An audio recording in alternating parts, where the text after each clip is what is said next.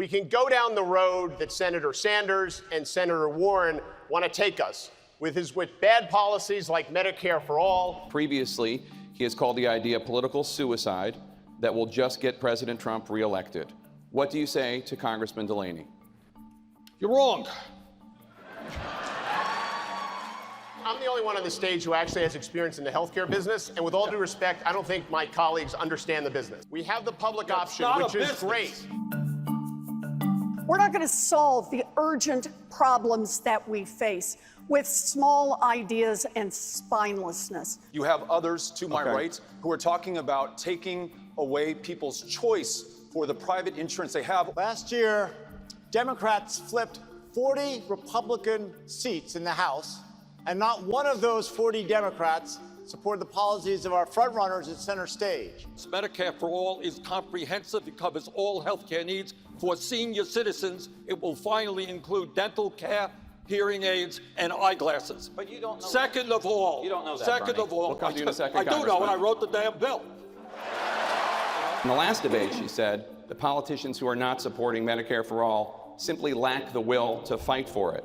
You do not support Medicare for all. Is Senator Warren correct? Do you just not lack the will to fight for it? That is incorrect. I just have a better way to do this. Now, Elizabeth is absolutely right. If anybody here thinks that corporate America gives one damn about the average American worker, you're mistaken. I think if we're going to force Americans to make these radical changes, they're not going to go along. You throw your hands up, but you haven't. Oh, I can do it. But you haven't implemented the plans. Why do we got to be the party of taking something away from people? No one is the Okay, party. hold on That's one what second, they're Senator. running on. They're No. running on telling half the country that your health insurance is illegal. It says it right in the bill. You know, I don't understand why anybody goes to all the trouble of running for president of the United States just to talk about what we really can't do and shouldn't fight for.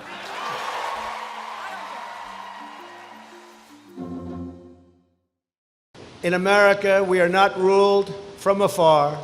Americans govern ourselves, and so help us God, we always will.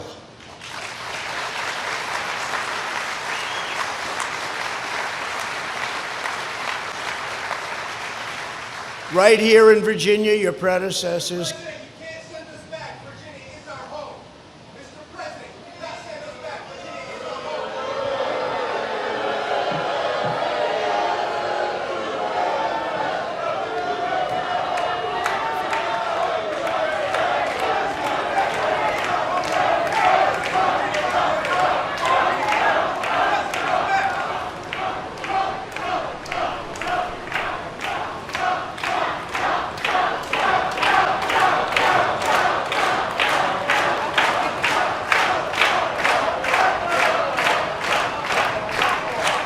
Thank you very much. Thank you.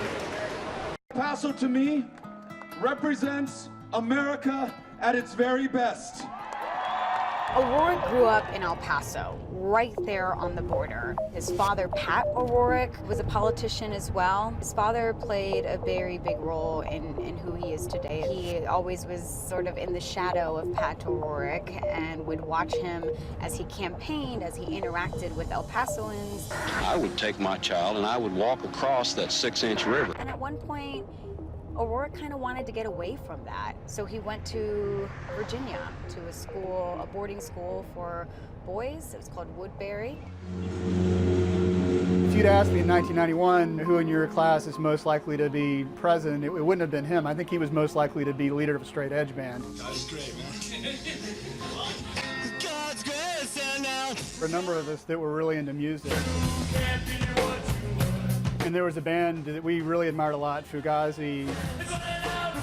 They had this very panoramic view of capitalism that, you know, you have to take care of your fans, your bands, your distributors, your booking agents, you know, all the clubs, etc., in order to make this work. In a lot of ways, I've seen that kind of manifest itself in the way he's run his campaign, with avoidance of PACs and being, you know, very aggressive about going to all 254 counties and activating 700 people to open up their homes as pop-up headquarters.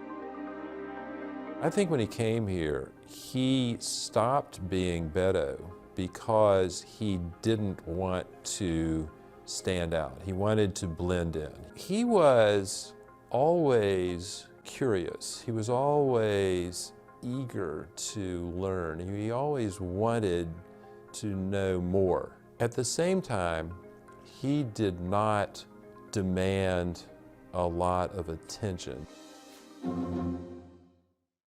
Like, who does this?